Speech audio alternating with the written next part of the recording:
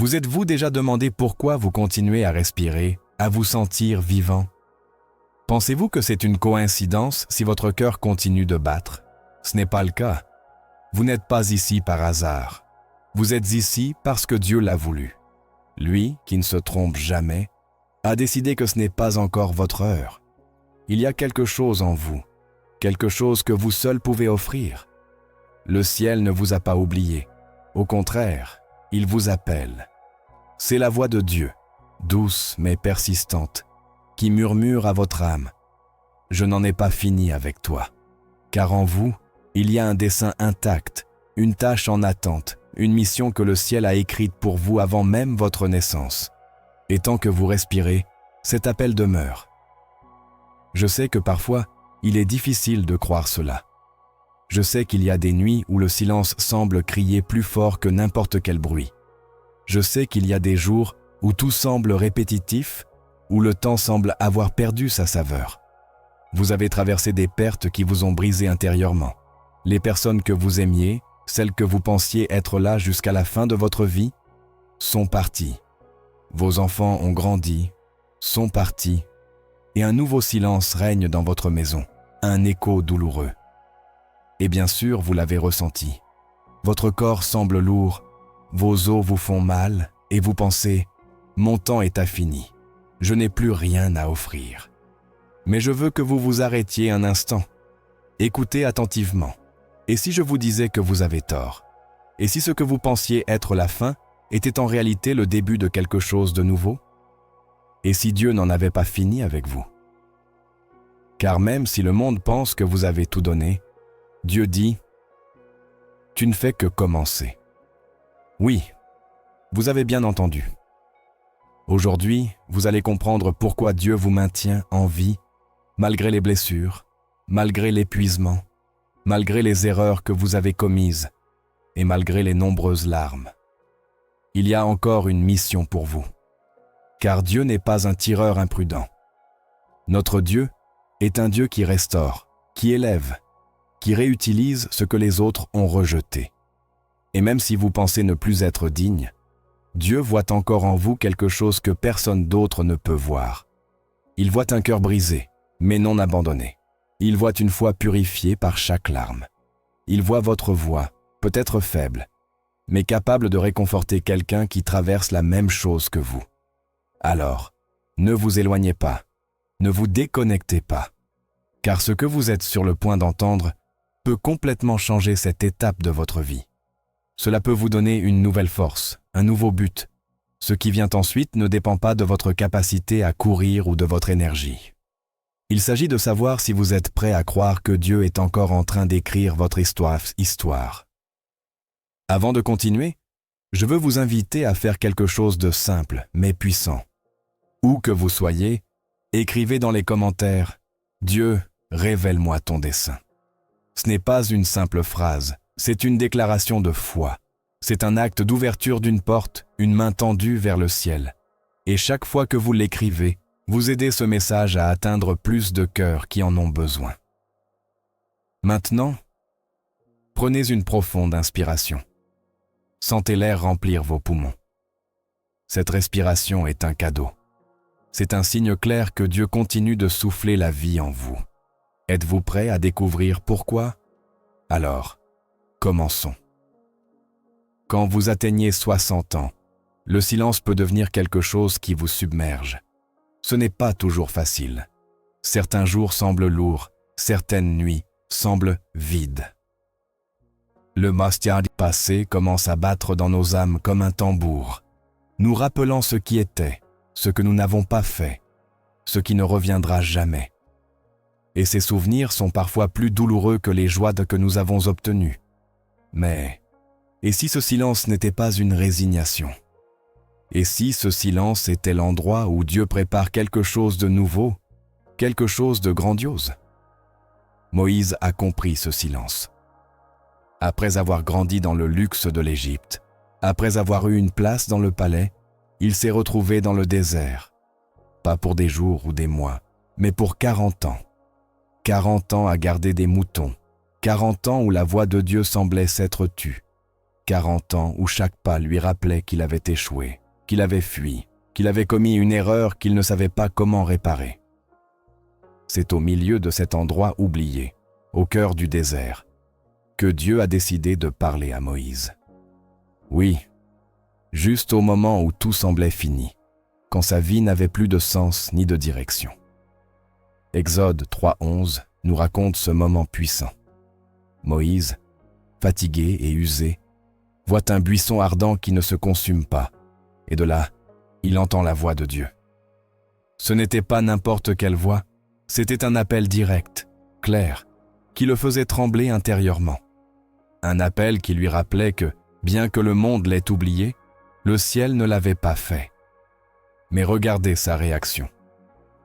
Ce n'était pas celle d'un héros. C'était celle d'un homme comme vous et moi, avec des peurs, des doutes, des blessures. Moïse a dit « Qui suis-je pour aller voir Pharaon ?» Quand nous traversons le silence du temps, quand les années s'accumulent comme des pierres sur nos épaules, nous commençons à croire que nous ne sommes plus utiles, que nous ne pouvons plus y arriver, que nous ne sommes plus dignes. Moïse avait passé tant de temps dans le désert que son identité s'était estompée. Il pensait n'être qu'un berger de plus, sans valeur, sans voix. Comment pourrait-il être le libérateur d'un peuple? Comment pourrait-il parler au nom de Dieu s'il pouvait à peine parler de lui-même avec espoir? Peut-être avez-vous ressenti cela aussi, avec les mains vides, en regardant en arrière et en voyant plus d'erreurs que de réussites, plus de silence que de réponses.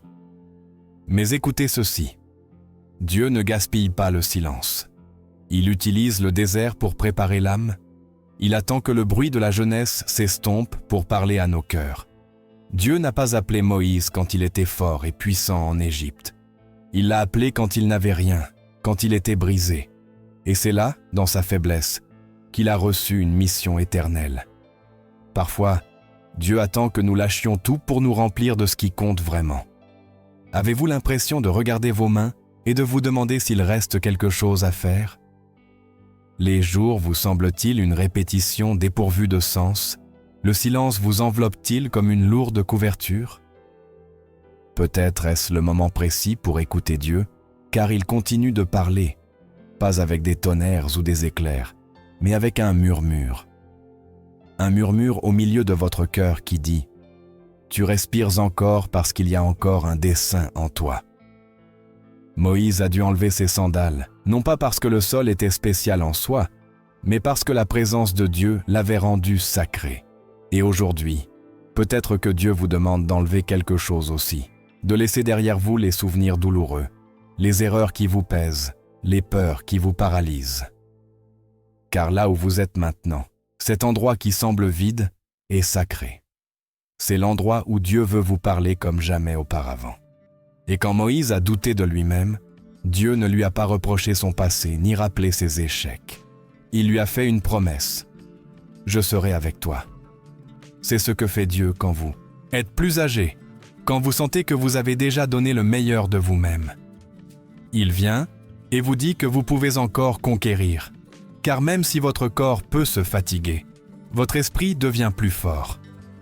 Et c'est dans cette force intérieure que Dieu accomplit des merveilles. Regardez l'exemple de Caleb, un homme de 85 ans. À cet âge, beaucoup pensent à la retraite, au repos, à cesser de rêver. Mais pas Caleb.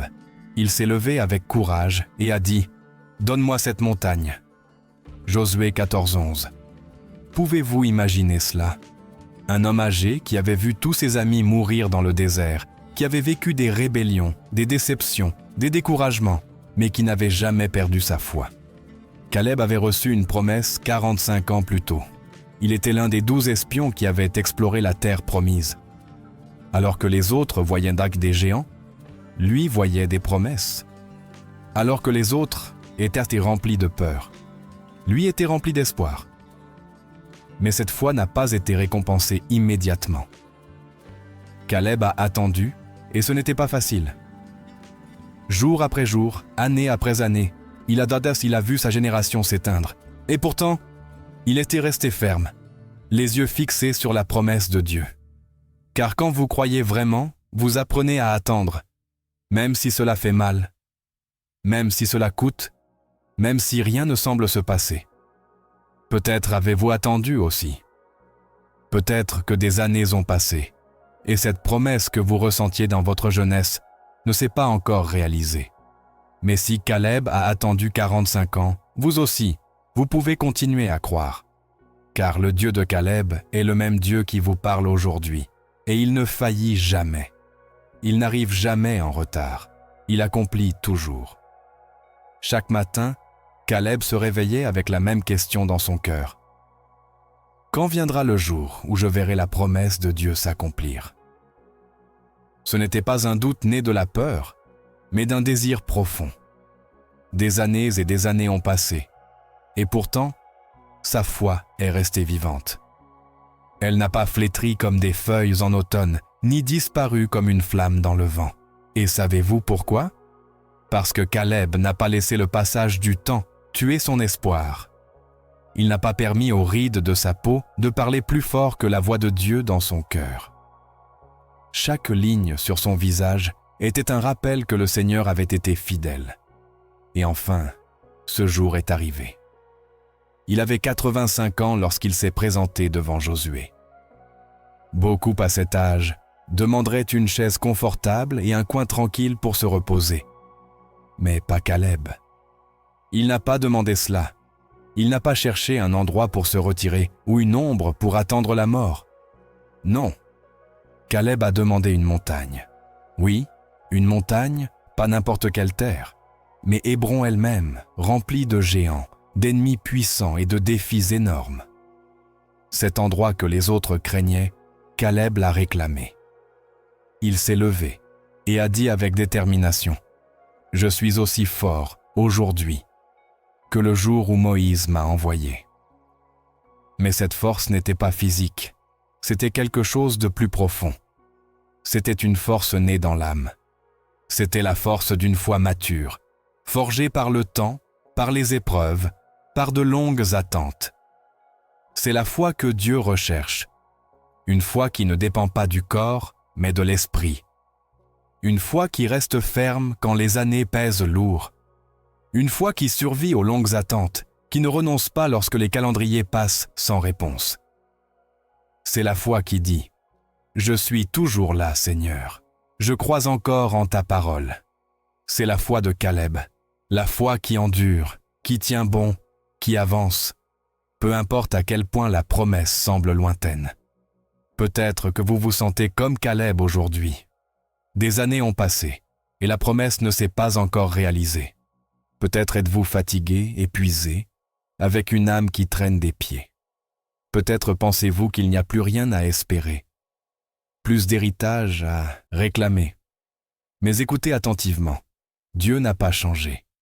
La promesse est toujours vivante. Et tant que vous avez du souffle, tant que votre cœur continue de battre, vous pouvez vous lever et dire « Donne-moi cette montagne ». Car la véritable force n'est pas dans ce que vous pouvez soulever avec vos mains, mais dans ce que vous pouvez croire avec votre cœur. Ce n'est pas dans le corps, mais dans l'esprit. Et aujourd'hui, oui, aujourd'hui, Dieu cherche encore des personnes comme Caleb, des hommes et des femmes qui ne renoncent pas. Des personnes qui, même si leurs cheveux blanchissent et leurs pas ralentissent, continuent de croire. Des personnes qui, malgré la douleur, continuent d'espérer. Des personnes que le monde voit comme fragiles, mais que Dieu voit comme plus fortes que jamais. Alors je vous demande, quelle montagne êtes-vous prêt à demander aujourd'hui? Caleb avait 85 ans lorsqu'il l'a fait, non pas parce que l'âge ne pesait pas sur lui, mais parce qu'il savait que la fidélité de Dieu n'a pas de date d'expiration. Il a compris quelque chose que beaucoup oublient. Les promesses de Dieu n'expirent pas. Elles n'ont pas de délai. Elles restent réelles, même lorsque l'horloge avance. Maintenant, que se passe-t-il lorsque les années continuent de passer, et que tout ce que vous entendez est le silence? Que se passe-t-il lorsque vous regardez vers le ciel, et que tout semble rester pareil, comme si vos prières se perdaient dans le vent? Nous vivons dans un monde qui idolâtre la jeunesse, qui court après le nouveau et le brillant, et qui oublie souvent les personnes âgées, comme si elles n'avaient plus de voix ni de place. Mais Dieu ne voit pas comme le monde voit. Alors que la société valorise la vitesse, Dieu s'arrête pour regarder avec amour ceux qui ont marché des années avec lui, même si leurs pas sont lents, même si leurs cœurs sont fatigués. Zacharie et Élisabeth le savaient bien. Ils étaient âgés, justes, fidèles, dévoués à Dieu. Mais ils portaient une profonde douleur. Ils ne pouvaient pas avoir d'enfants. Dans une culture où les enfants étaient considérés comme une bénédiction divine, ils portèrent la honte du silence. Ils priaient, oui. Ils servaient dans le temple, oui. Ils espéraient, oui. Mais rien ne se passait. Les jours passaient, les années s'accumulaient, et leurs bras restaient vides.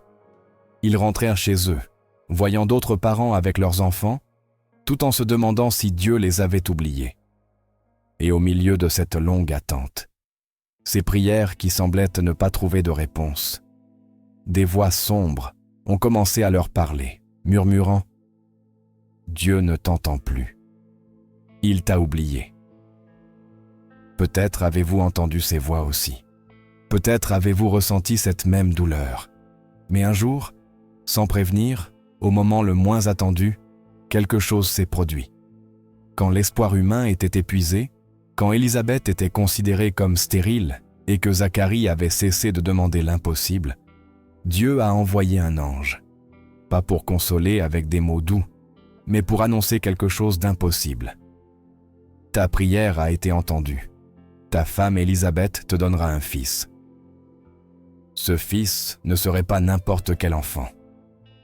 Ce serait Jean, le prophète, qui préparerait le chemin du Messie. La promesse n'était pas morte. Elle était simplement en pause divine. Dieu ne les avait pas oubliés. Il attendait le moment parfait. Et s'il l'a fait pour eux, pourquoi pas pour vous? Dieu continue d'écrire des histoires dans la vie de ceux qui se sentent oubliés.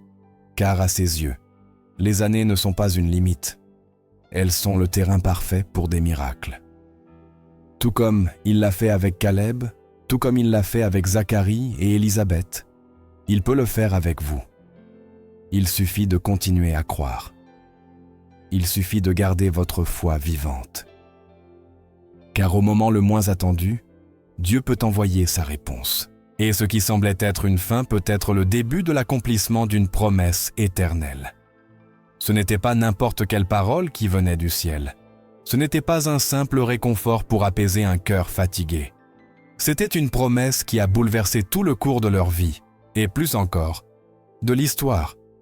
L'ange a regardé Zacharie et a dit « N'aie pas peur, ta prière a été entendue. Ta femme Élisabeth te donnera un fils et tu l'appelleras Jean. » Luc 1er13. Imaginez cela un instant.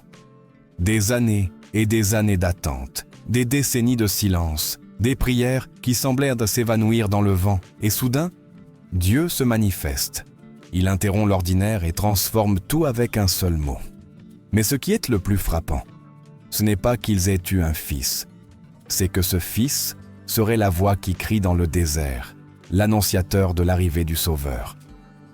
Pas n'importe quel enfant, mais le précurseur du Messie. Quand Dieu répond, il ne répond pas petitement. Il répond en abondance. Il ne donne pas à moitié. Il donne plus que nous n'imaginons, plus que nous pensons mériter. Zacharie et Élisabeth n'ont pas seulement reçu un fils, ils ont reçu un prophète, un homme qui ferait trembler les rois, qui appellerait à la repentance, qui préparerait le chemin pour le Fils de Dieu. Et l'on se demande, pourquoi attendre si longtemps? Pourquoi ne pas répondre quand ils étaient jeunes, quand Élisabeth pouvait encore concevoir sans difficulté? Parce que Dieu ne formait pas seulement un enfant, il formait un témoignage. Il façonnait un couple âgé dont l'histoire parlerait de la puissance d'attendre dans la foi. Il écrivait une narration où le temps n'était pas une perte, mais une préparation. Zacharie et Élisabeth ont vécu des années en se sentant oubliés, mais le ciel ne les a jamais quittés des yeux. Pas un seul jour. Dieu n'était pas silencieux, il travaillait. Il ne retardait pas, il perfectionnait. Et peut-être est-ce ce qu'il fait avec vous aussi. Peut-être que ce silence que vous ressentez n'est pas une absence. C'est une œuvre. C'est un dessein. Car il y a des promesses qui ne s'accomplissent pas, pas dans la hâte de la jeunesse, mais dans la profondeur de la maturité, quand le cœur a appris à faire confiance sans voir, quand la foi est devenue plus forte que la logique, quand la dépendance envers Dieu n'est plus une option, mais une nécessité. Peut-être que vous vous sentez comme Zacharie et Élisabeth aujourd'hui. Peut-être avez-vous prié pendant des années. Peut-être avez-vous attendu plus longtemps que vous ne le pensiez possible. Peut-être regardez-vous en arrière et voyez-vous que ce que vous désiriez n'est jamais arrivé. Et vous pensez qu'il est trop tard, que votre moment est passé. Mais Dieu ne pense pas comme nous. Il ne mesure pas avec la même horloge. Et écoutez attentivement. Il ne rejette pas les personnes âgées, il les choisit. Car il y a des choses que seul un cœur marqué par les cicatrices peut porter. Il y a des promesses que seules des mains tremblantes peuvent saisir. Il y a des appels qui nécessitent la sagesse du temps vécu. Zacharie est sorti du temple différent. Il n'est pas revenu le même. Il est parti sans voix, oui, mais avec une révélation dans la poitrine. Il est parti avec une nouvelle flamme, sachant que Dieu ne l'avait pas oublié, que l'impossible avait été déclaré sur sa vie. Et cela peut vous arriver aussi. Peut-être qu'en ce moment même, le ciel prépare une promesse pour vous. Peut-être qu'au lieu de continuer à demander pourquoi Dieu a pris si longtemps, il est temps de commencer à demander ce qu'il est sur le point de faire. Car ce qui semble être un oubli dans les mains de Dieu est une préparation. Et quand il décide de parler, il ne murmure pas de petites choses, il parle de promesses qui changent les générations. Zacharie est revenu sans voix, mais avec une âme enflammée, avec un espoir qu'il ne pouvait cacher. Car même si le monde oublie les personnes âgées, Dieu continue de voir en elles une richesse éternelle, un dessein qui n'expire pas avec les années. Et pour Dieu, les années avancées ne signifient pas la stagnation. Elles signifient un temps de fruits. Le psaume 92 le dit clairement. Les justes fleuriront comme un palmier. Mais il y a une partie encore plus profonde. Ils porteront encore des fruits dans la vieillesse.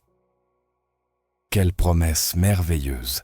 Ce n'est pas seulement question de fleurir quand nous sommes jeunes et pleins de force.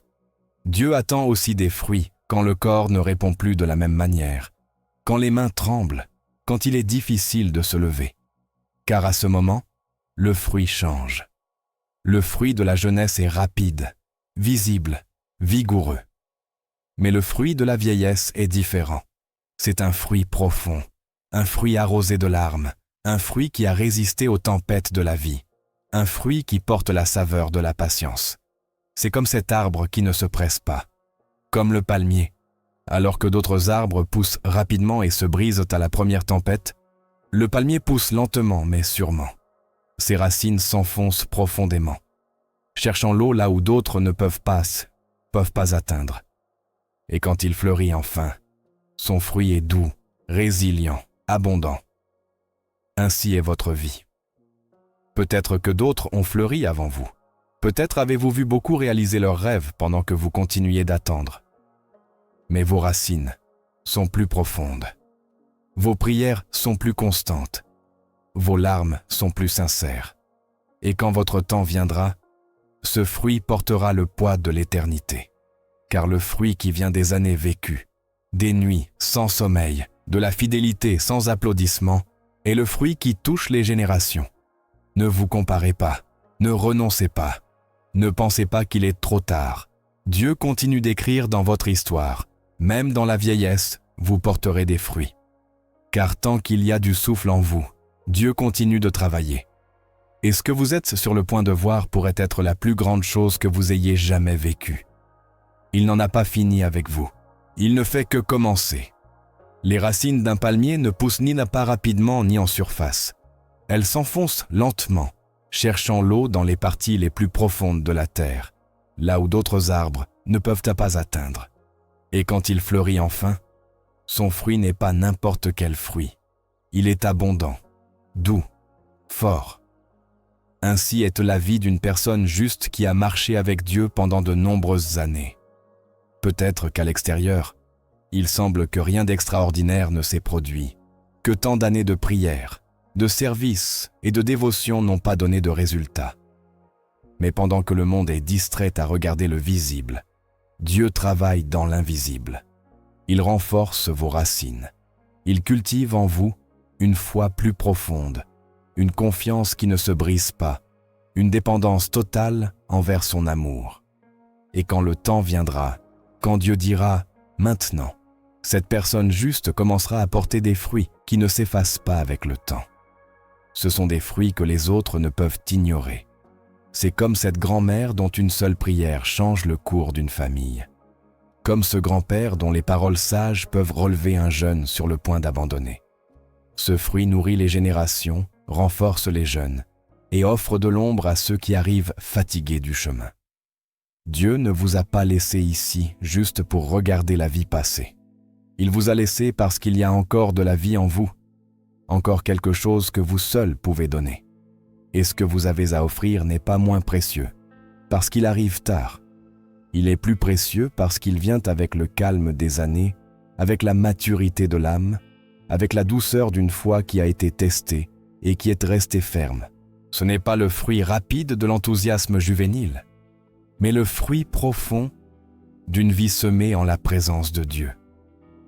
Ce fruit n'est pas seulement pour vous, il est pour vos enfants, vos petits-enfants, ce voisin qui ne va plus à l'église, cet ami qui perd espoir. C'est pour tous ceux qui ont besoin de voir en vous que Dieu ne faillit pas, que Dieu reste fidèle. Et ce témoignage a un poids énorme, car quand quelqu'un qui a traversé le feu et pleuré dans le silence se lève et dit « Dieu est bon », ces mots ne sonnent pas comme une théorie, ils sonnent comme la vérité. Ce ne sont pas de jolies idées, ce sont des expériences vécues. Peut-être êtes-vous fatigué aujourd'hui. Peut-être sentez-vous que vous ne pouvez plus faire grand-chose. Mais Dieu n'est pas d'accord. Il dit que vous pouvez. Vous pouvez encore fleurir. Vous pouvez encore porter des fruits. Vous pouvez encore toucher des vies, réconforter des cœurs, relever ceux qui tombent. Et tant que vous avez du souffle, tant que votre cœur continue de battre, cette mission reste vivante. Le fruit que Dieu veut tirer de vous maintenant, à cette étape de votre vie, est un fruit plus doux, plus profond, rempli de l'arôme de la foi, de la saveur des années, de la force de quelqu'un qui a été brisé mais jamais vaincu. Alors, levez les yeux. Ne voyez pas vos rides comme un signe de fin. Voyez-les comme des racines. Car là où le monde voit la vieillesse, Dieu voit une récolte. Pendant que le monde compte vos années, Dieu compte vos fruits. Comme ce palmier qui fleurit même après tant de tempêtes, vous aussi vous pouvez fleurir. Et plus le vent est fort, plus votre fruit sera doux. Mais que se passe-t-il quand il semble que ce fruit a été perdu? Quand le passé apporte de la culpabilité, et que cette culpabilité obscurcit tout ce que Dieu veut faire avec vous aujourd'hui. Pierre connaissait bien ce sentiment. Lui, le disciple passionné qui a juré de ne jamais abandonner Jésus, a fini par le renier 3 fois. Pas une, pas 2, mais 3 fois. Et il ne l'a pas fait à n'importe quel moment. C'était quand son maître était battu, humilié, jugé. Pensez-y. Pierre qui a dit « Je vais avec toi jusqu'à la mort », a nié le connaître au moment le plus sombre. « Je ne le connais pas », a-t-il dit 3 fois, avec peur, avec honte.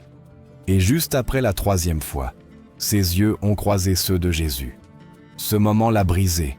Il s'est enfui, pleurant amèrement. Comment continuer après cela? Jésus est mort, ressuscité, et Pierre se sentait toujours comme un échec.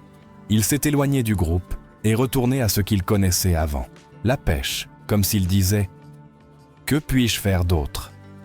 J'ai échoué. » Et c'est là que la grâce de Dieu intervient. Car Jésus n'a pas attendu que Pierre revienne. il est allé le chercher. Dans Jean 21, nous lisons que Jésus s'est approché de la rive du lac, là où Pierre pêchait, et il n'est pas venu pour pointer du doigt, pour reprocher, pour crier. Jésus est venu pour le restaurer. Autour d'un feu, le même cadre où Pierre l'avait renié, Jésus lui a parlé, mais pas avec des accusations. Il a posé des questions.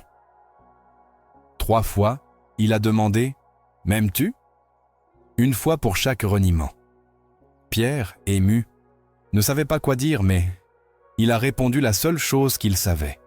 « Seigneur, tu sais que je t'aime. » Et alors est venue la grâce. « Paie mes brebis. » Jésus ne l'a pas puni. Il lui a donné une tâche. Il lui a confié son peuple. Il a restauré son dessein. Et cela, mon ami, est la beauté de l'Évangile. Dieu ne rejette pas ceux qui tombent, il les relève. Le monde peut dire « Tu n'es plus utile ». Mais Jésus dit « Viens, j'ai une place pour toi ». Pierre, le rogneur, est devenu le prédicateur qui a enflammé le feu de l'Église. Car quand Dieu restaure, il restaure complètement. Peut-être vous sentez-vous comme Pierre aussi. Peut-être pensez-vous que votre histoire s'est terminée avec cette erreur, avec cette chute, avec cette étape difficile. Mais non, Jésus est sur la rive, vous attendant. Non pas pour vous accuser, mais pour vous rappeler que vous pouvez encore porter des fruits. Un fruit qui ne vient qu'après la brisure. Et ce fruit, mon ami, peut changer des vies.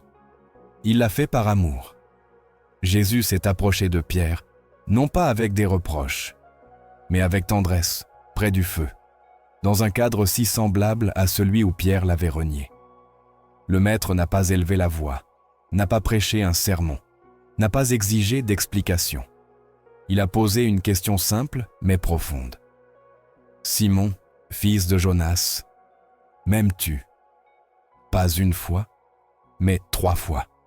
Une question pour chaque reniement, non pas pour l'humilier, mais pour le guérir. Car le Seigneur savait que la restauration ne commence pas quand on prétend que rien ne s'est passé. Mais quand on ose dire « Oui, j'ai échoué, mais je t'aime encore ». Et Pierre, avec un cœur brisé et des yeux pleins de larmes, a répondu « Seigneur, tu sais que je t'aime ». Et Jésus, au lieu de lui rappeler sa trahison, lui a confié une mission. « Paie mes brebis ». Imaginez cela. Le même Pierre qui a juré ne pas connaître le Seigneur a été appelé à prendre soin de son troupeau. Jésus ne l'a pas rejeté, il l'a restauré. Car c'est ce que fait notre Sauveur. Le monde rejette ceux qui tombent, Christ les relève. La société met de côté ceux qui échouent. Jésus leur donne un nouveau départ. Pierre, qui se sentait honteux et brisé, est devenu un homme rempli du Saint-Esprit. Celui qui avait renié son maître a prêché avec puissance le premier message de l'Église et a vu des milliers se rendre à Christ. Quel témoignage! Car Pierre ne parlait pas du pardon comme d'un concept. Il le connaissait dans sa chair. Il savait ce que c'était de toucher le fond, et il savait ce que c'était d'être relevé par la grâce. Peut-être vous sentez-vous ainsi aujourd'hui aussi. Peut-être portez-vous des années de blessures cachées, des cicatrices que personne ne voit, et vous vous demandez si Dieu peut encore vous utiliser. Peut-être pensez-vous que votre passé vous a exclu du plan de Dieu. Mais écoutez bien, Dieu ne cherche pas des gens parfaits. Il cherche des cœurs disposés. Il utilise les brisés, les faibles, les blessés, et les transforme en quelque chose de beau. Ce que l'ennemi a essayé d'utiliser pour vous détruire, Dieu peut l'utiliser pour vous donner un dessein. Car les cicatrices, lorsqu'elles sont placées entre les mains du Seigneur, deviennent des marques de grâce. Et si aujourd'hui vous arrêtiez de fuir votre passé? Et si, au lieu de cacher ce qui vous fait mal, vous le donniez au Maître? Car il n'a pas honte de vos chutes. Au contraire, il veut les utiliser pour guérir les autres. L'histoire de Pierre nous enseigne que les chutes ne sont pas la fin. Elles sont le terrain où Dieu construit de nouveaux départs. Mais parfois, La douleur est si grande qu'on a l'impression qu'il ne reste rien à reconstruire. Les pertes nous laissent au vide, comme si quelque chose en nous s'était éteint pour toujours. Il y a des jours où tout semble pareil, comme si l'âme était piégée dans un désert sans issue.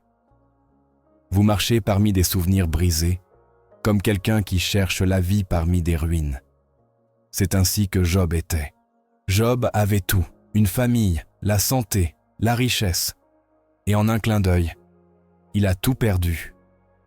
Tous ses enfants sont morts. Ses biens ont disparu. Son corps a été attaqué par la maladie. Et lui, un homme juste et craignant Dieu, s'est retrouvé seul, assis parmi les cendres, avec des questions sans réponse. Pourquoi moi, Seigneur? Pourquoi tant de souffrance? Pourquoi le silence? Et pendant qu'il cherchait du réconfort, les voix autour de lui ne faisaient que le juger. Des amis venaient avec des mots vides, qui, au lieu de le relever, le faisaient se sentir encore plus mal. Cela vous est-il arrivé? Avez-vous ressenti que, dans la douleur, au lieu de trouver du réconfort, tout ce que vous entendez, ce sont des critiques, des soupçons, des jugements? Job connaissait cet abîme, et pourtant, quelque chose de puissant s'est produit. Car juste quand tout semblait perdu, Dieu a commencé à travailler. Il ne l'a pas fait avec des réponses faciles ou des solutions rapides. Il n'a pas reconstruit la vie de Job du jour au lendemain. Mais dans la poussière de ses larmes, Dieu a commencé à semer quelque chose de nouveau. Car c'est notre Dieu. Il sait prendre des cendres et en faire de la beauté. Il sait recommencer quand nous ne voyons plus d'issue.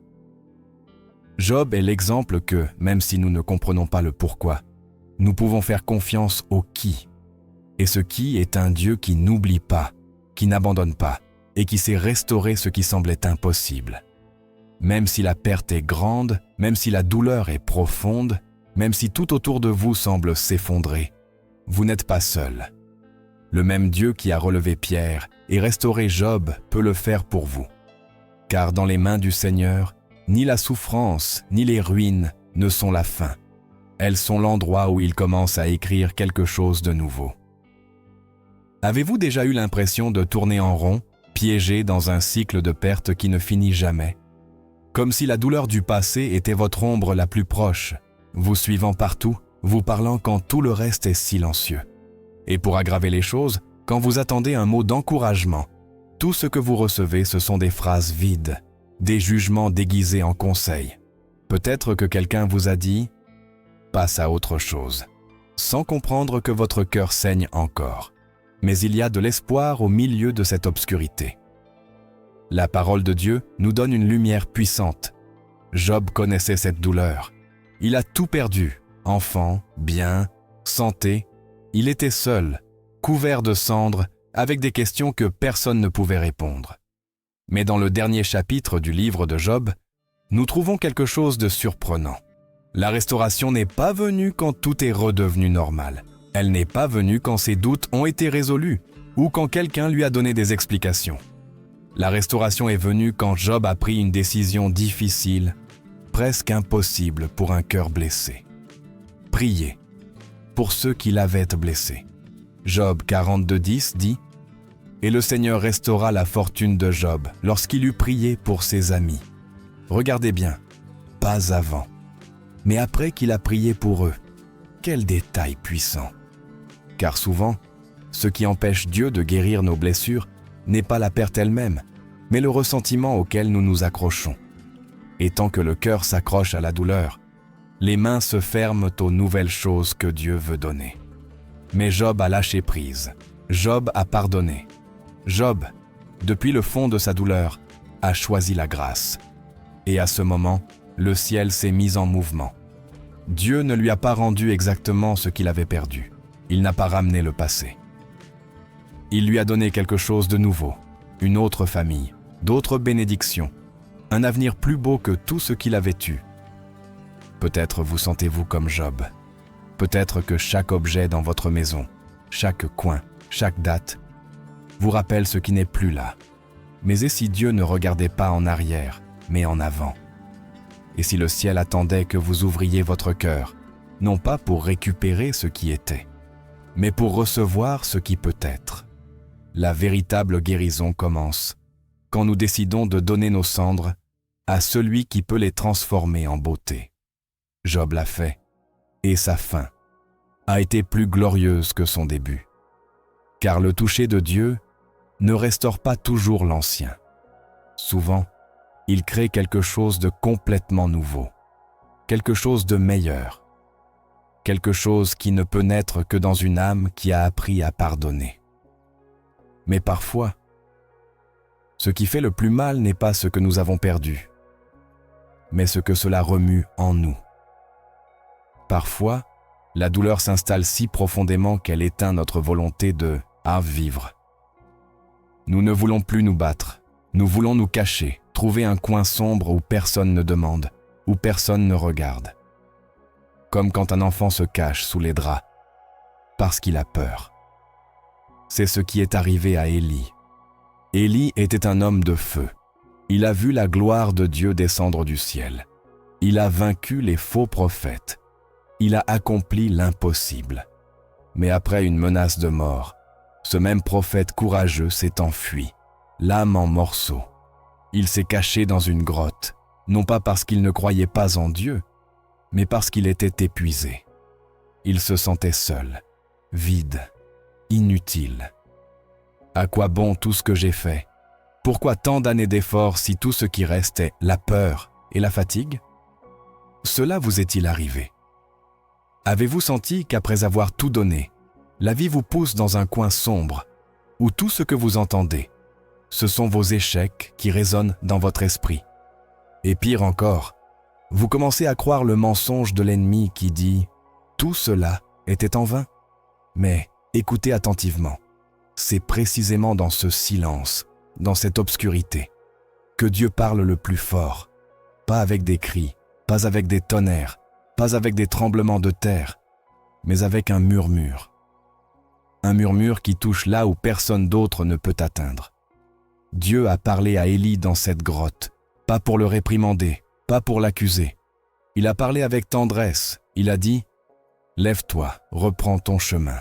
Il y a encore une mission à accomplir. » Oint Élisée. En d'autres termes, Élie, ton histoire n'est pas finie. Et il te dit la même chose aujourd'hui. Si tu respires encore, il y a encore un dessein. Même si tu es fatigué, même si tu te sens brisé, Dieu continue d'écrire de nouveaux chapitres pour ta vie. Il n'en a pas fini avec toi. Et ce murmure qui atteint ton cœur en ce moment n'est pas une émotion. C'est l'appel du ciel qui te dit « Lève-toi, car il y a encore à faire. » Alors qu'Élie pensait que tout était fini, que son histoire se terminait dans l'obscurité d'une grotte, Dieu préparait un nouveau chapitre. Et ce n'était pas un petit chapitre. C'était un chapitre qui parlait d'avenir, de dessein, d'héritage. Le Seigneur l'a appelé à se lever, à oindre un nouveau prophète, à préparer la prochaine génération. Car même si Élie se sentait épuisé et vide, Dieu comptait encore sur lui. La même chose peut se produire pour vous.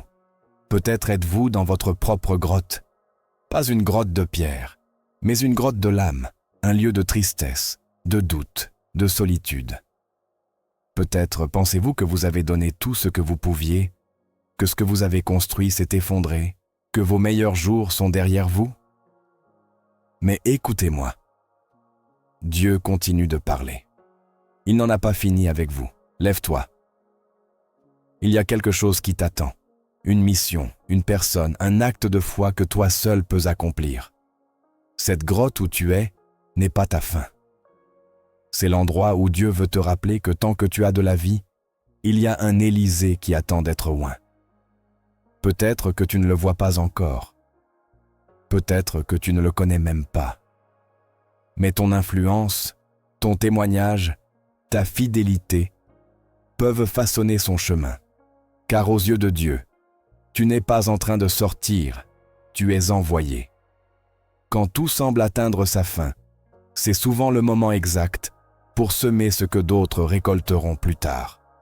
Dans les Écritures, nous trouvons une histoire qui me touche à chaque fois que je la lis. L'histoire de Timothée. Un jeune homme plein de foi et d'engagement, mais cette foi n'est pas apparue par magie. Elle a été cultivée, semée par deux femmes qui, sans pupitre, sans microphone, sans foule, ont décidé d'influencer sa vie.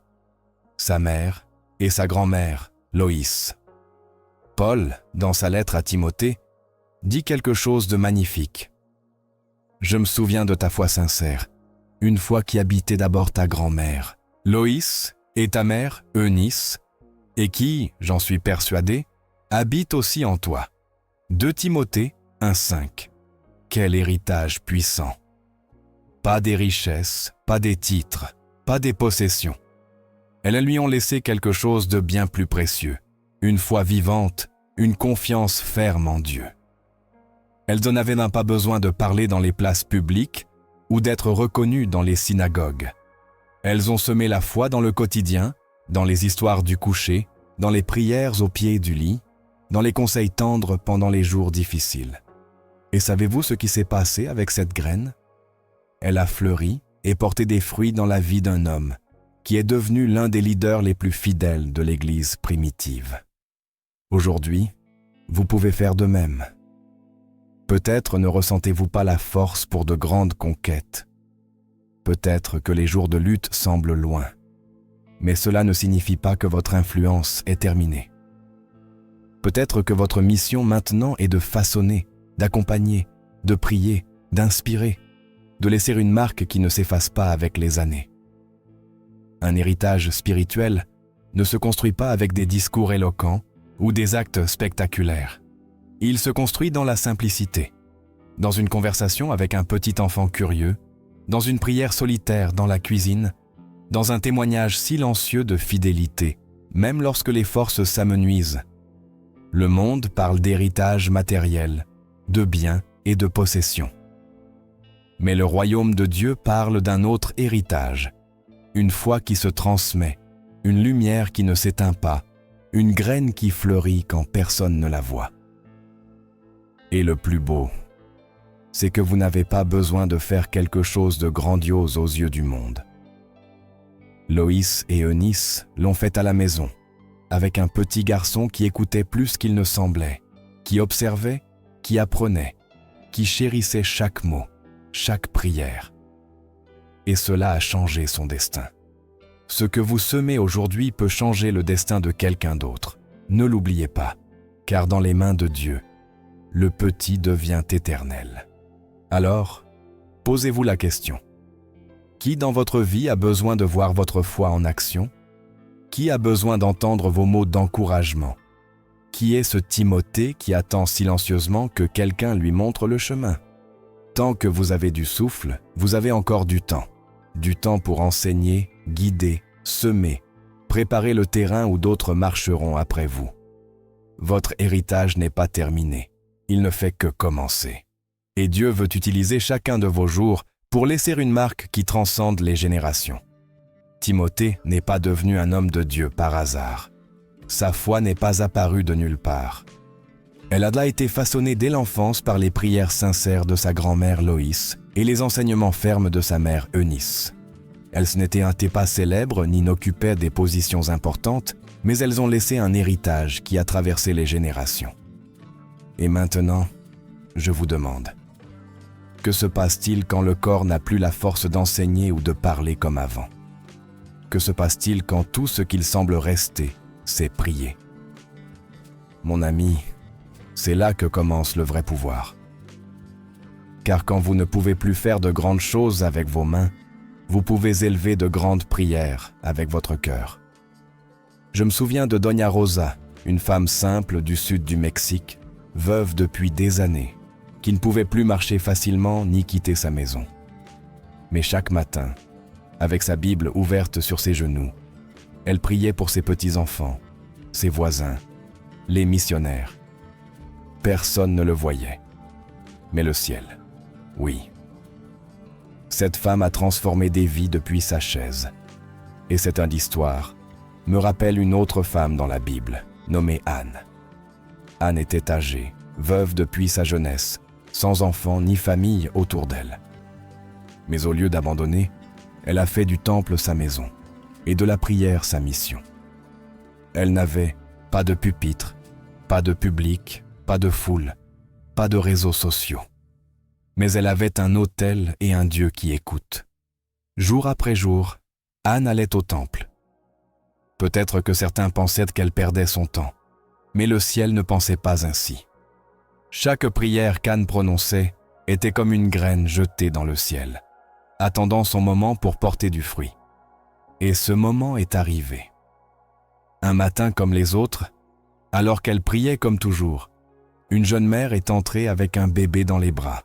Et Anne, avec des yeux fatigués par les années, a reconnu ce que les autres ne voyaient pas. Cet enfant était le Messie. Elle a rendu grâce à Dieu et est sortie pour partager avec tous ceux qui attendaient la rédemption de Jérusalem. Cette femme âgée, qui semblait invisible aux yeux du monde, est devenue la première à annoncer l'arrivée du Sauveur. Voyez-vous ce que Dieu fait avec une vie de prière? Anne n'a pas vu Jésus accomplir des miracles, ni marcher sur l'eau. Elle n'était pas à la Pentecôte, ni en train de fonder des églises. Mais ses prières ont préparé le chemin. Elle a semé en secret ce qui a porté du fruit en public. Aujourd'hui, peut-être vous sentez-vous limité aussi. Peut-être ne pouvez-vous plus servir comme avant, travailler ou vous déplacer facilement. Mais vous pouvez toujours prier. Vous pouvez toujours élever votre voix pour vos proches, vos petits-enfants, vos voisins, le monde. Les prières d'un grand-père, d'une mère, d'un croyant fidèle ont le pouvoir d'ouvrir des chemins là où il n'y en a pas. Et quand un jour vous fermerez les yeux et ne pourrez plus prononcer de mots, vos prières continueront de vivre, résonnant dans le ciel comme des échos de foi. Alors, dites-moi, pourquoi allez-vous prier aujourd'hui? Quel cri allez-vous laisser comme héritage dans le cœur de Dieu? Vous ne verrez peut-être pas le fruit maintenant, mais le même Dieu qui a entendu Anne vous écoute. Elle nous a montré que même si le corps s'affaiblit, l'esprit peut encore déplacer des montagnes. Mais que se passe-t-il lorsque les limitations physiques ressemblent à des chaînes? Que se passe-t-il lorsque les années pèsent de lourd et que vous sentez que vous ne pouvez plus faire ce que vous faisiez avant? L'apôtre Paul connaissait cette réalité. Lui, qui voyageait dans les villes pour prêcher, affrontait des foules, fondait des églises, s'est retrouvé dans une prison froide, enfermé, incapable de sortir, sans microphone, sans pupitre. Et c'est là, dans cette cellule sombre, que le Seigneur a fait quelque chose d'incroyable. Paul, limité dans son corps mais libre dans son esprit, a écrit certaines des lettres les plus puissantes qui forment aujourd'hui le cœur du Nouveau Testament. Depuis son confinement, il a écrit à Timothée « J'ai combattu le bon combat, j'ai achevé la course, j'ai gardé la foi. » 2 Timothée 4,7. Pouvez-vous l'imaginer? Cet homme fort, maintenant physiquement faible, avec des mains usées et des yeux fatigués, était encore plein de feu à l'intérieur. Alors que son corps était enchaîné, sa foi courait librement. Les lettres qu'il a écrites depuis la prison, remplies de sagesse et d'espoir, ont traversé les siècles et changé des vies. C'est ainsi que Dieu travaille. Quand il semble qu'il n'y a plus rien à faire, il prend nos limitations et les transforme en outils d'éternité. Alors, ne vous découragez pas si aujourd'hui vous sentez que vous ne pouvez pas faire grand-chose. Rappelez-vous que tant que vous avez la foi, vous pouvez encore être utilisé. Et votre plus grand impact peut venir précisément de cet endroit où vous pensez ne plus pouvoir faire davantage. Comme Anne, comme Paul, comme tant de serviteurs qui, bien que limités, étaient des instruments puissants dans les mains de Dieu. Il n'a pas besoin de corps fort. Il a besoin de cœur disposé. Et le vôtre bat encore, prie encore, peut encore changer le monde. Aujourd'hui, peut-être sentez-vous que votre corps ne répond plus comme avant. Peut-être est-il difficile de se lever le matin et vos mains n'ont plus la fermeté d'autrefois. Peut-être vos pas sont devenus plus courts, plus lents, et vous commencez à penser que vous ne pouvez plus servir comme avant. Peut-être sentez-vous que votre temps d'utilité est derrière vous. Mais je veux que vous entendiez ceci. Ce n'est pas votre corps qui détermine votre valeur pour Dieu. C'est votre esprit, votre cœur connecté à lui. L'apôtre Paul, ce serviteur infatigable, n'a pas cessé d'impacter des vies lorsqu'il était emprisonné. Au contraire, au milieu de ces murs froids de la prison, il a écrit les mots les plus puissants de son ministère, des mots qui sont encore lus, prêchés et partagés dans le monde entier aujourd'hui. Paul nous enseigne que la puissance de Dieu ne dépend pas d'un corps très fort, mais d'un cœur disposé. Imaginez Paul, enchaîné, fatigué, incapable de voyager ou de prêcher dans des places bondées comme avant. Mais qu'a-t-il fait? Il a pris un morceau de parchemin et a écrit. Il a prié. Il a intercédé. Il a partagé l'espoir qu'il portait dans son âme. Et ces lettres, nées dans le silence d'une cellule, touchent encore des cœurs des siècles plus tard. Parfois, la chose la plus puissante que vous puissiez faire est d'écrire une lettre à un enfant qui s'est éloigné du Seigneur, ou d'élever une prière silencieuse pour votre petite fille qui traverse des difficultés, ou simplement de partager un verset avec quelqu'un qui perd la foi. Peut-être ne pouvez-vous pas beaucoup bouger, mais votre foi peut bouger pour vous.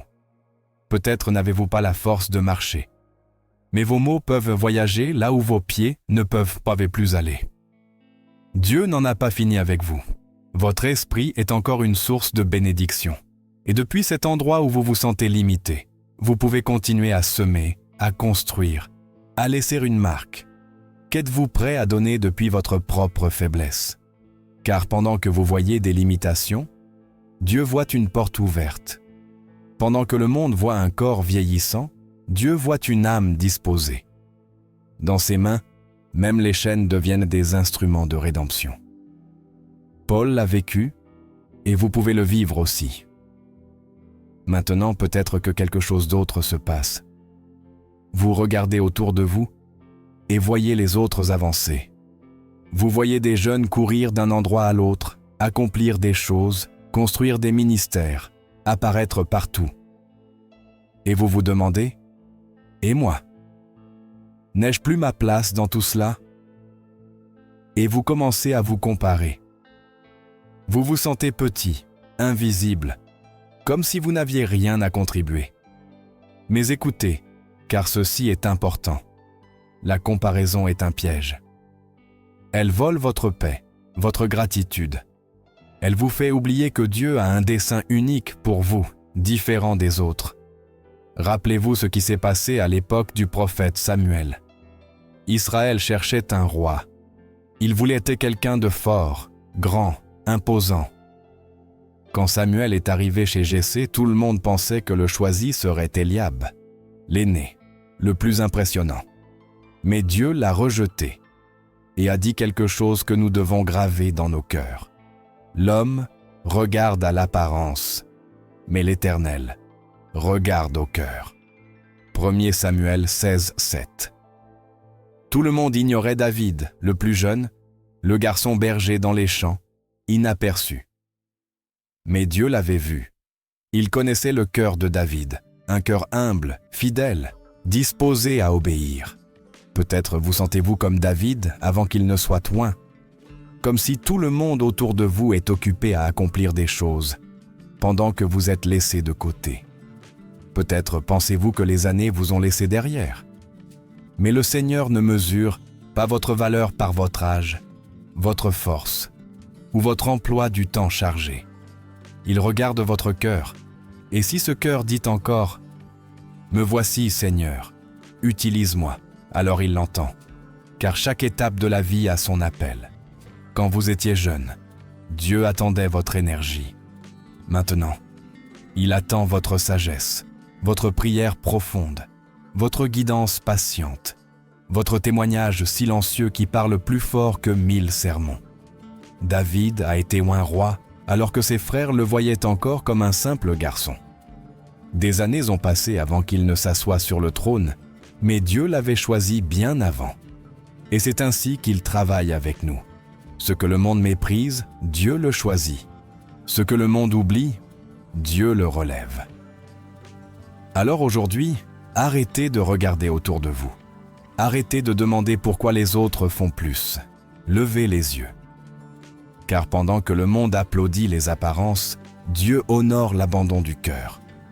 Et dans ses mains, une âme abandonnée vaut plus que toutes les réussites visibles. Vous n'avez pas besoin de courir plus vite. Vous n'avez pas besoin d'être le plus fort ou le plus reconnu. Vous devez simplement être prêt à dire avec foi, « Seigneur, me voici. Utilise ce que j'ai. Prends ce que je suis. » Car au bout du compte, ce que Dieu cherche, ce n'est pas la grandeur humaine, mais des cœurs prêts à être façonnés. Et peut-être que ce que vous voyez comme une faiblesse aujourd'hui, Dieu l'utilise déjà comme un instrument pour toucher d'autres vies. Car le vrai fruit ne vient pas toujours dans la force, mais dans la fidélité. Et cela, chers frères, chères sœurs, vous l'avez encore.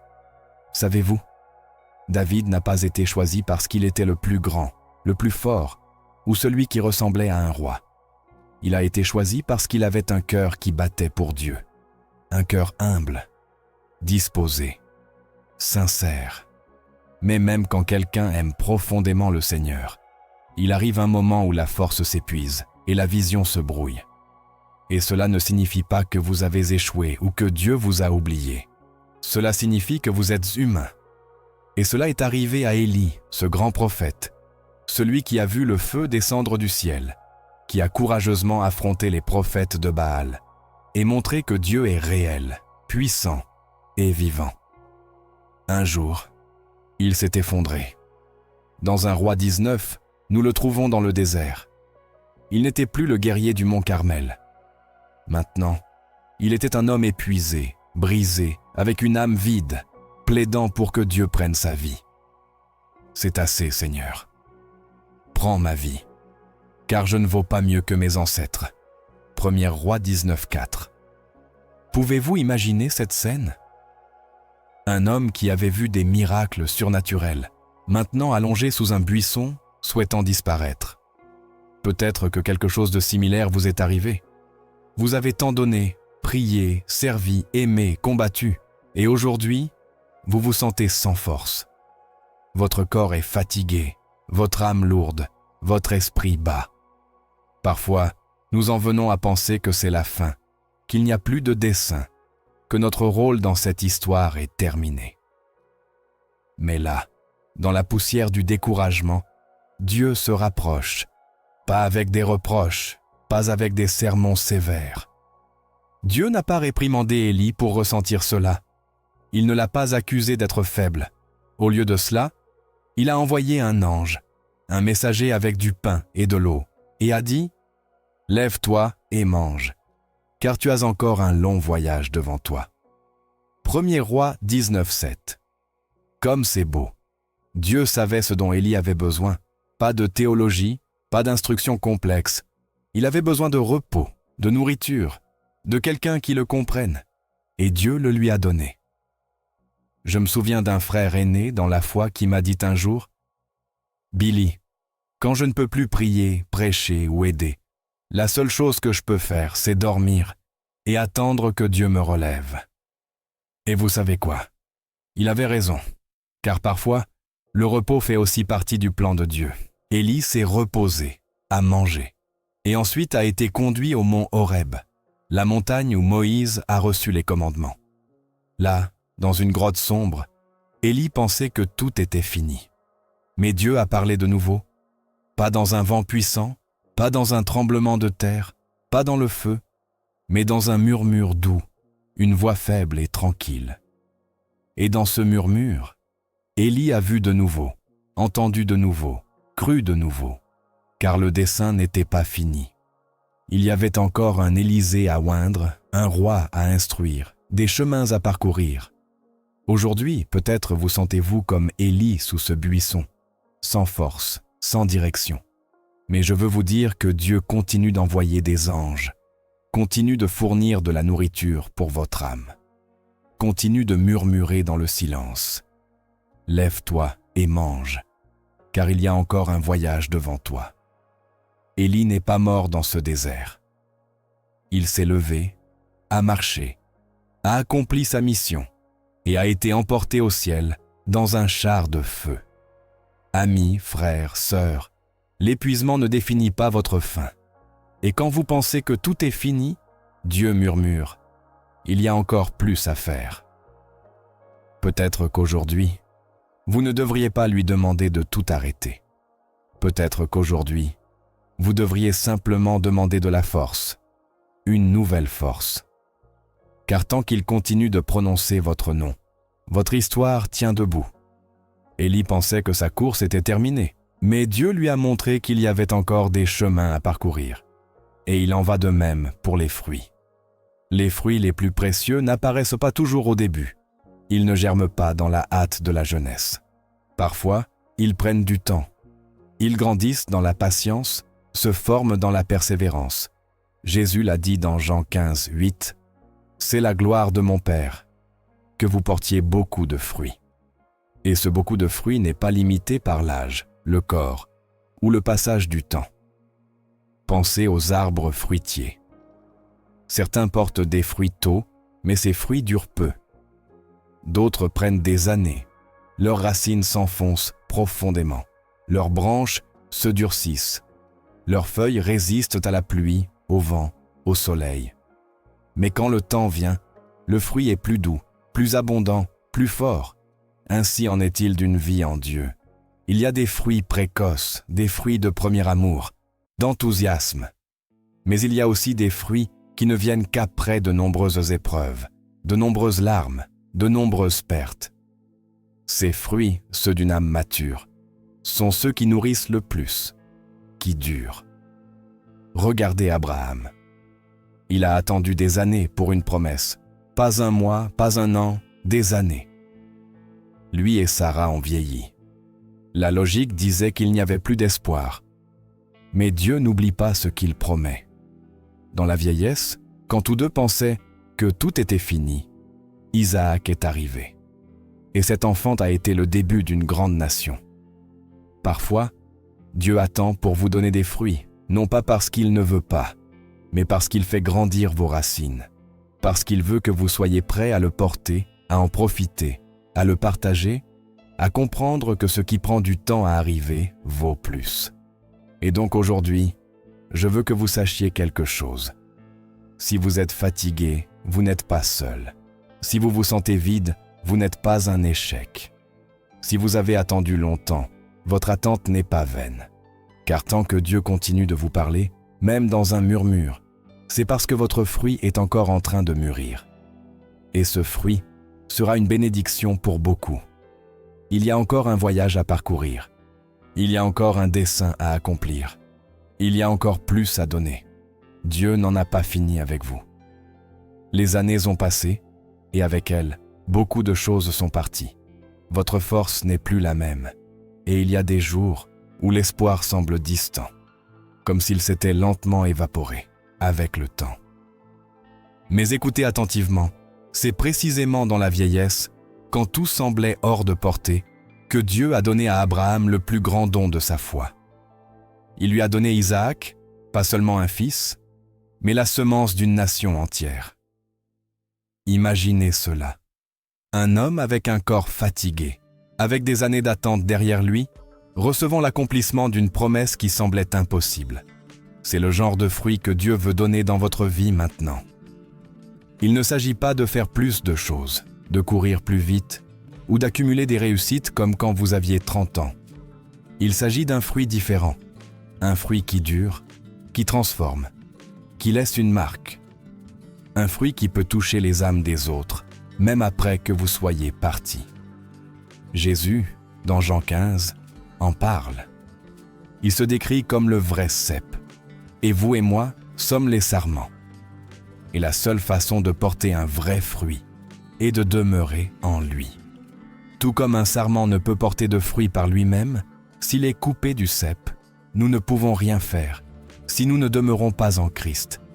Ce n'est pas notre force, notre expérience ou même notre intelligence qui fait pousser ce fruit. C'est le Saint-Esprit qui travaille en nous, comme la sève qui coule à travers chaque partie du cep. Peut-être qu'aujourd'hui, vous sentez que vos mains n'ont plus la fermeté d'avant, que vos pieds ont ralenti, que votre voix n'a plus le même ton. Mais cela n'a pas d'importance. Ce que Dieu cherche, c'est un cœur abandonné, un cœur disposé à demeurer en lui, à continuer de faire confiance, à continuer de croire. Et permettez-moi de vous dire quelque chose que peut-être personne ne vous a dit récemment. Le fruit qui vient tard n'est pas moins précieux. Au contraire, c'est un fruit plus mature, plus profond, plus sage. C'est comme ces raisins qui prennent plus de temps à pousser, mais, lorsqu'ils sont récoltés, produisent le meilleur vin. Ainsi est votre vie. Vous ne produisez peut-être plus comme avant, mais ce qui vient de vous maintenant a le goût de l'éternité. Il a la force de bénir ceux qui viennent après vous, vos enfants, vos petits-enfants, d'autres qui vous observent sans que vous le sachiez. Ce fruit est ce qui dure, ce qui résiste au passage du temps. Alors, pourquoi ne pas faire cet acte de foi petit, mais puissant aujourd'hui? Pourquoi ne pas décider de demeurer en lui, malgré les limitations, malgré l'épuisement? Au lieu de vous concentrer sur ce que vous ne pouvez plus faire, fixez votre regard sur ce que Dieu veut encore produire en vous. Car pendant que le monde mesure la valeur par la vitesse et les résultats, Dieu mesure par la profondeur de l'âme. Et le fruit qui porte votre nom, ce fruit unique que vous seul pouvez donner, n'a pas été oublié. Il peut encore fleurir, il peut encore naître, il peut encore toucher plus de vie que vous ne l'imaginez. Jésus lui-même nous a appris que le fruit qui dure naît dans la maturité, quand les racines ont percé un sol dur, quand le caractère a été façonné par les années, quand on a pleuré, perdu, attendu, et qu'on continue encore de croire. Ce fruit, cher ami, chère sœur, a une valeur incalculable. Mais peut-être qu'aujourd'hui vous sentez que malgré les années, ce fruit n'est pas venu. Peut-être sentez-vous que votre cœur est sec, oublié, comme si Dieu avait détourné son regard de vous. Mais écoutez cette vérité directement du cœur de Dieu. Ésaïe 49:15 dit « Une femme peut-elle oublier son nourrisson, ne pas avoir de tendresse pour l'enfant qu'elle a porté? Même si elle l'oubliait, moi, je ne t'oublierai jamais. » Pouvez-vous l'imaginer? Une mère avec son nouveau-né dans les bras, ce lien est si profond, si naturel, qu'il semble impossible qu'elle puisse jamais oublier. Et pourtant, Dieu dit que même si une mère oubliait son enfant, lui ne vous oubliera jamais, jamais. C'est une promesse qui remplit l'âme. Ésaïe a écrit ces mots à un peuple qui se sentait abandonné. Un peuple loin de chez lui, qui avait perdu son identité, qui pensait que Dieu ne le voyait plus. Mais Dieu ne leur a pas parlé avec des reproches. Il a parlé avec tendresse, avec espoir, avec une promesse de restauration, non seulement pour récupérer ce qui était perdu, mais pour aller bien au-delà. Et cette promesse est toujours vivante aujourd'hui. Même si le temps a passé, même s'il semble que vos meilleurs moments sont derrière vous, même si vous pensez ne plus avoir de place dans le plan de Dieu, il continue de travailler. Il n'oublie pas. Il travaille à votre restauration. Dieu vous porte gravé dans ses mains. Votre nom est sculpté là, où personne ne peut l'effacer. Vous n'êtes pas hors de sa vue, pas hors de son cœur. Regardez Joseph, ce jeune homme plein de rêves, trahi par ses propres frères, vendu comme esclave, enfermé dans une prison étrangère. Des années ont passé, des années de silence, des années d'oubli apparent. Mais quand le temps est venu, ce qui semblait être la fin était le début. Dieu l'a relevé, l'a placé dans une position élevée et l'a utilisé pour sauver une nation entière. Même ceux qui l'avaient pendant blessé. Et il ne s'agissait pas seulement de lui rendre ce qu'il avait perdu. Il ne s'agissait pas de revenir au point de départ. C'était bien plus. Une ascension vers quelque chose qu'il n'avait jamais imaginé. Peut-être vous sentez-vous comme Joseph en prison, comme Israël en exil, comme un enfant oublié par sa mère.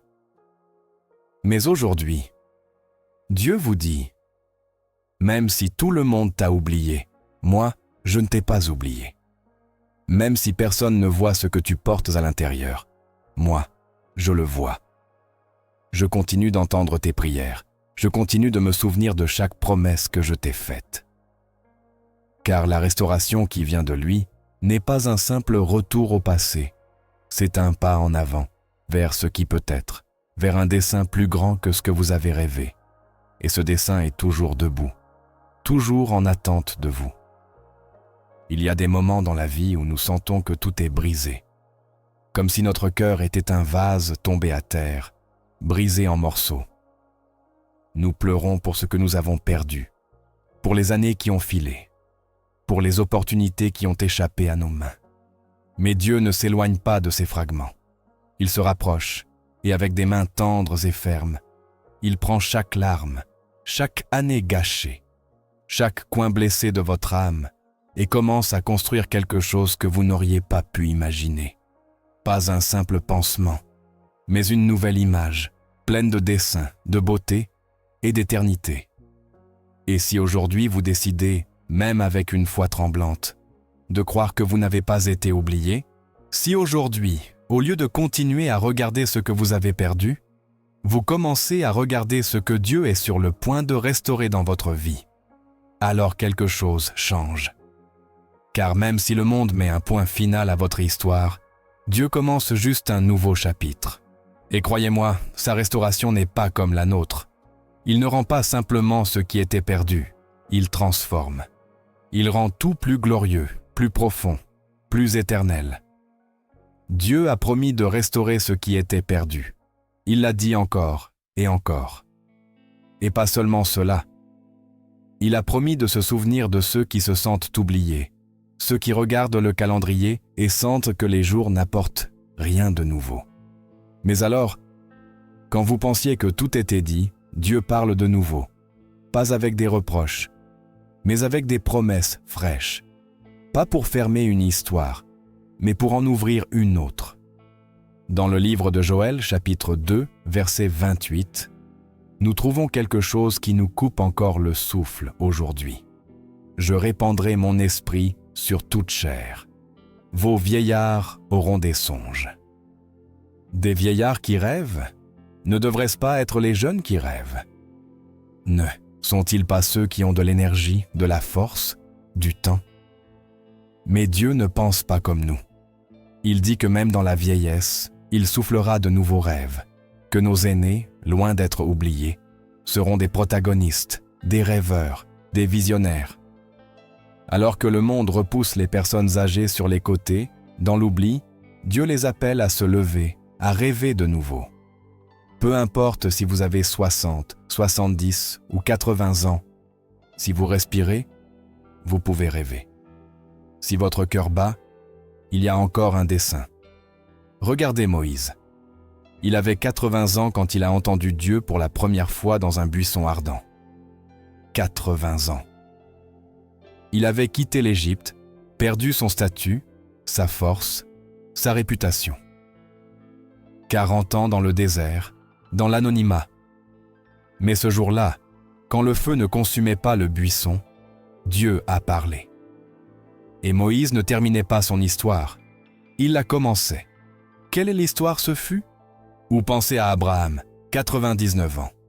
N'importe qui l'aurait vu comme un simple vieillard attendant la fin. Mais Dieu l'a appelé à regarder les étoiles, lui a promis une descendance aussi nombreuse qu'elle, l'a défié de croire ce qui semblait impossible. Et ce même Dieu parle aujourd'hui, pas aux plus forts ni aux plus rapides, mais à vous, à ceux qui sentent qu'ils ont tout donné, à ceux qui pensent qu'il n'y a plus rien à faire. Dieu cherche des oreilles attentives, des cœurs qui peuvent encore rêver, des yeux qui voient au-delà du visible. Car comment Dieu parle-t-il à cette étape? Peut-être que ce n'est plus un coup de tonnerre ou un éclair. Peut-être que ce n'est pas une foule ou un miracle visible. Parfois, c'est un murmure. Parfois, c'est un murmure, une pensée douce au milieu de la nuit, une impression dans votre âme, une parole qui brûle à l'intérieur et ne s'éteint pas. Peut-être pensez-vous que les grands appels sont derrière vous, qu'ils étaient pour d'autres temps. Mais n'oubliez pas ceci. Certains des appels les plus puissants dans la Bible sont survenus dans la vieillesse, lorsque la force physique avait disparu, lorsque l'espoir humain semblait éteint. Dieu continue d'appeler. Joël 2,28 n'est pas un poème, c'est une promesse pour vous. une confirmation que même si d'autres pensent que vous n'avez plus rien à offrir, Dieu veut encore vous donner des rêves, révéler des visions, vous confier des tâches que vous seuls pouvez accomplir. Aujourd'hui, Dieu vous appelle à écouter, à être attentif, à dire, peut-être avec une voix fatiguée, mais avec une foi véritable, « Seigneur, quel est mon prochain pas ?» Car le dernier appel n'est pas un adieu, c'est un nouveau départ. C'est une invitation à clore cette étape avec un dessein, à laisser un héritage qui parle même lorsque vous ne serez plus là, à marcher non par inertie, mais avec intention, avec vision, avec foi. Et si aujourd'hui vous décidez de répondre, si aujourd'hui, au lieu de penser que tout est fini, vous commencez à demander au Seigneur ce qu'il veut faire avec vous maintenant, alors préparez-vous. Car tant que vous avez du souffle, tant que votre cœur continue de battre, Dieu veut encore semer des rêves dans votre cœur, des rêves qui peuvent arriver tard, mais qui seront éternels. Si vous êtes arrivé jusqu'ici, je veux m'arrêter un instant et vous regarder, pas avec les yeux, mais avec le cœur. Car atteindre ce point n'est pas courant. Peu ont le courage, la patience et le désir profond d'écouter jusqu'au bout un message qui ne se contente pas de parler, mais qui transforme. Des gens comme vous ont besoin d'entendre ceci. Ils ont besoin de savoir qu'ils ne sont pas seuls, qu'ils ne sont pas finis, qu'ils n'ont pas été oubliés. Et vous pouvez être ce canal, cette voix, cette lumière. Allez-vous garder ce message pour vous seul ou allez-vous le partager? Car chaque fois que vous le faites, vous tendez une main à quelqu'un qui était sur le point de lâcher prise. Vous dites « N'abandonne pas, Dieu a encore des plans pour toi ». Chaque fois que vous vous abonnez à cette chaîne, vous dites à YouTube « Ce message compte et doit atteindre plus de cœurs ». Et maintenant, permettez-moi de vous demander, êtes-vous déjà abonné ou êtes-vous l'un de ceux qui écoutent, reçoivent et passent à autre chose, comme si rien ne s'était passé? Si vous êtes arrivé jusqu'ici, c'est parce que votre cœur a été touché, parce que le Saint-Esprit vous a parlé, parce que Dieu a placé quelque chose en vous que vous ne pouvez ignorer. Merci d'être resté avec moi jusqu'à la fin de ce message. Si le Seigneur a parlé à votre cœur aujourd'hui, si à un moment donné vous avez senti que cette parole était pour vous, alors ne la gardez pas pour vous. Donnez un « j'aime » à cette vidéo. Pas pour moi, mais pour que plus de gens puissent la trouver. Quelqu'un là dehors a besoin de cet espoir. Je vous invite aussi à laisser un commentaire, peut-être juste quelques mots. Dieu m'a parlé ou je crois encore. Vos mots peuvent être une étincelle qui allume la foi dans un autre cœur. Et si vous ne l'avez pas encore fait, abonnez-vous. Cette chaîne n'est pas juste une collection de vidéos. C'est un lieu où Dieu continue de nous rappeler qu'il y a encore un dessein, encore de l'espoir, encore plus à faire. À bientôt. Que le Seigneur vous fortifie, vous console et vous utilise puissamment dans cette étape de votre vie. Car tant que vous avez du souffle, il n'en a pas fini avec vous.